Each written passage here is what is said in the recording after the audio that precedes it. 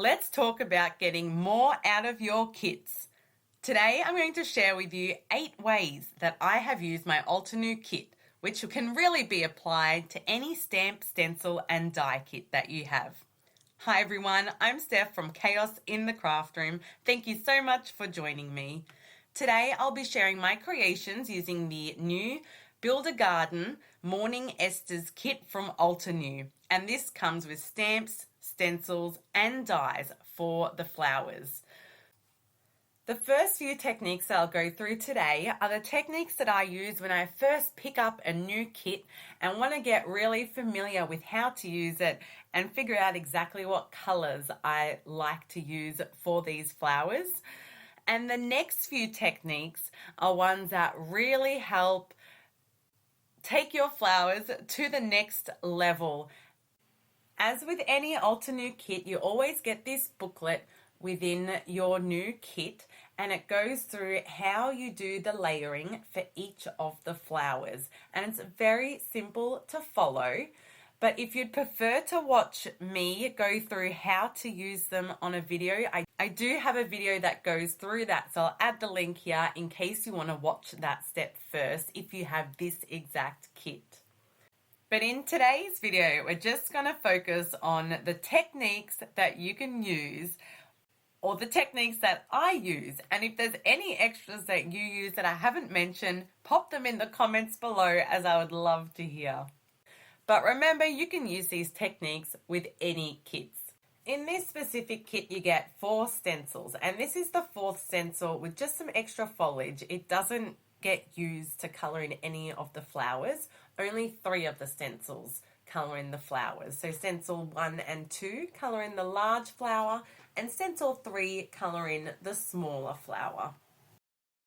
So the first thing I do when I get a brand new kit and open it up and I'm all excited to have a play around with it is to just pull out all my different inks and have a play around with what colours I really like to use for these flowers, and really experiment with absolutely no pressure on yourself to have to make the perfect flower or not make mistakes, and also get familiar with the way the stencil feels and the way that the stencil lines up with the stamp. I've used distress inks, and I'll pop the ones for each of these flowers that I've used in my description box below in case you are interested. Now, the second thing I want to mention was, especially if you're new to card making or just don't have that many supplies, is to remember to just use the stamp itself and colour it in yourself, but potentially without the stencils. This example here is one I've coloured in with alcohol inks. And now the reason I say this is because when I first started card making and I used a kit like this, I became very disheartened around the fact that I didn't have many inks to play around with and I couldn't get the blending and colours to work with each other. So I didn't feel like I could use, or it was worth investing in these kits, just because I didn't have enough inks. And so what I would recommend is buy enough inks for one colour to get the right layers and shading of one colour, your favourite colour for that flower. And then for all the other flowers, use products that you already have at home, such as maybe alcohol inks or colouring pencils or watercolours. Use what you have at home to get other colours. So over time, you'll build up your crafting stash and you'll naturally get more inks. Now for technique 3 is adding dimension, and this is one of my favourites. So put aside those inks and pull out everything that creates texture and dimension. So in this first example, I'm using glitter gloss. Now this is actually from the original video I created on using this die set to make a card already, which you can see in the links below. And I just love the way this card turned out. I think this glitter gloss on the flowers just add so much more interest depth and excitement to the card. I love how easy it is to just apply any sort of texture paste through the stencils. Now for this card, I've applied the glitter gloss through the third layer and applied inks on the first and second layer. And you can do the same with any texture paste, and if it's white, you can just color it. Just don't forget to wash your stencil straight after using it because you don't want it to dry and then damage your stencil. Technique number 4, embossing powder. I love using Versamark and embossing powder numerous different ways through stencils. So all I do is get my mini Versamark pad and take the lid off, turn it upside down and dab it through the stencil on the section where I want the embossing powder. So for this example, I've used gold embossing powder and I've used it on the third layer of the stencil so that the center of my flower is a bit shiny and raised. And I love the end result. But of course, you don't just have to use it on that third layer. Well, like anything, you can use it on any layer. So I also love using it for the second layer and use clear embossing powder. It's a great way if you don't have another shade of the color flower that you want to use.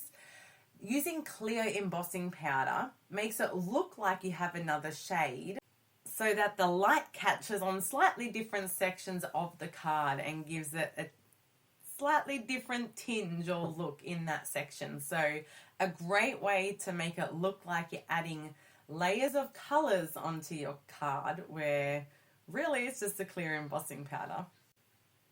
Now, while we're on the topic of embossing powder, I also love using embossing powder for the outline of the image. So in these examples, I'm using black embossing powder, or sometimes I use clear embossing powder but stamp it with a black pigment ink. But of course, you can do it with any color that you want. It just gives a lovely extra shine around the outline of the image. But the reason why I actually do it is because it works like a dam.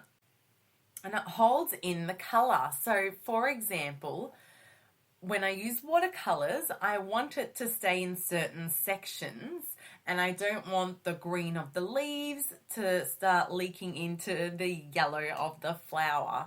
I could let it dry in between if I needed to, but it's so much easier just to use the embossing powder and then I can go in with all the colors and they stay within their little sections if I'm careful enough. So this example here, I've used with watercolors and I absolutely love the way it's turned out. Another one of my favorites is using pigment powders, especially if you love bold colors. Now I'm using up some of my older ones, which is the Ken Oliver Crafts Color Bursts, but you can also use something like Magicals or any other product that you might have. And I just love using them to color in flowers. Now, it does get messy, I will give you a warning. So I start off by embossing the flower with, usually I use black embossing powder, but for this example I've gone for something a bit different, and that's the sparkling black embossing powder because I just saw it and I thought, why not? And it turned out really well. So I first emboss the image and I then use a brush, a dry brush, to pick up some of the powder, which I spray first on from the bottle onto my Tim Holtz board, pick it up from the board and wipe it over the areas where I want the colour on my image. So in this example I did orange first. And then I spray the image with water and then you just see the colours go everywhere and it looks amazing. Just make sure it is a dry brush, and because you're spraying on water, there's so much water on your image, I really recommend to do one colour at a time, let it dry, and then do the other colour. So in my example here, I've done the flowers first, let it dry, and then I use the green on the leaves. And it does look very messy. I'll give you a heads up when you're doing it. But as soon as you die cut the image out, it looks fantastic. And you can always get the brush and push it in the direction that you want it to go, the colour a little bit, if it's not going in the direction you want it to. Now you can see that the colour is outside of the lines, and that's because so much water is involved, it has gone over the embossing powder. So just be aware that it can leak into other sections, and you can just have a towel or something to dab up sections if the colour's going in an area that you don't want.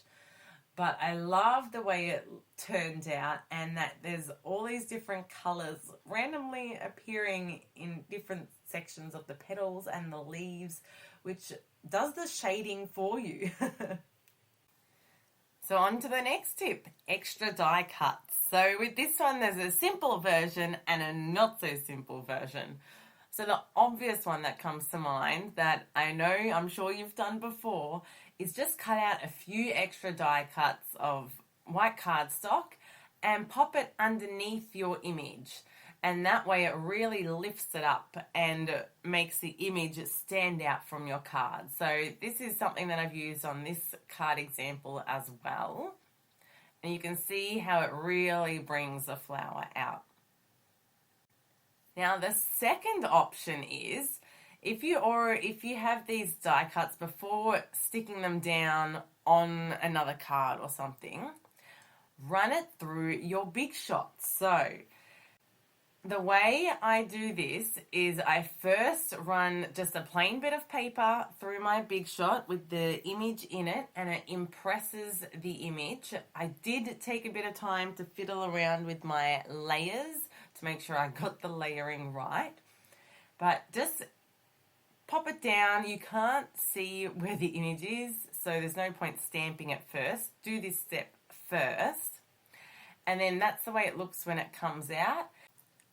Then you can just take out the die cuts, flip it over, and then you can line up the image and stamp it on top on the raised sections, and it gives you this beautiful embossed image without you even needing to have an embossing folder. And I love the subtleness of it. But another thing you can do with those extra die cuts. And lucky last, embossing folders. And no, this is not a matching embossing folder. This is just with any embossing folders you have. So like this bit of paper here, I've just embossed it, dry embossed it through my Big Shot with a random embossing folder. And then I've used the stencils to go over the top after it's been embossed. And I love that it gives a completely different type of look, and you don't get as much ink in the non-raised sections. Or the other option is to emboss the image afterwards.